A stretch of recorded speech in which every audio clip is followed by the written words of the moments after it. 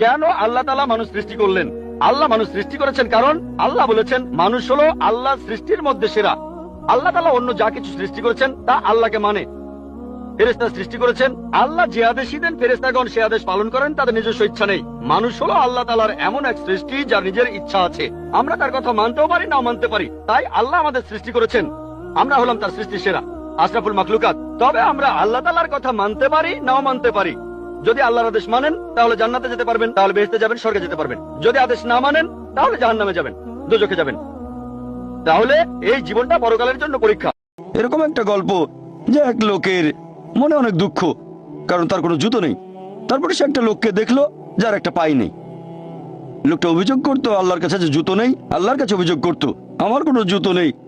তারপর সেই লোকটাকে দেখলো যার একটা পা নেই, তখন সে আল্লাহকে ধন্যবাদ জানালো, আমার অন্তত দুটো পা আছে। তাহলে সন্তুষ্ট হওয়া একটা পরীক্ষা। আমাদের নবী মুহাম্মদ সাল্লাল্লাহু আলাইহি ওয়াসাল্লাম বলেছেন, এটা আছে সহিহ বুখারীতে খণ্ড নম্বর 8, যে সত্যিকারের সম্পদ হচ্ছে সন্তুষ্ট হওয়া, ধন সম্পত্তি নয়। সত্যিকারের সম্পদ হলো সন্তুষ্ট হওয়া, পরিতুষ্ট হওয়া। আপনার যা কিছু আছে সেটার জন্য বলবেন আলহামদুলিল্লাহ।